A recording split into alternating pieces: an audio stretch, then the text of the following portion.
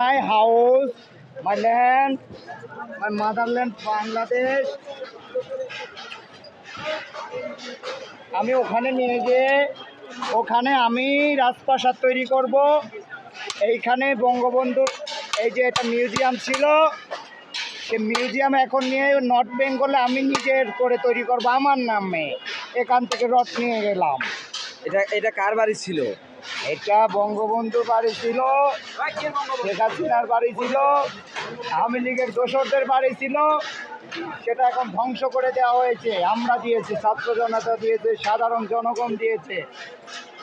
আমরা রাজপথে নেমেছি, লড়বো বলে, মরবো বলে, লক্ষ লক্ষ ভাইদের বাঁচাবো বলে।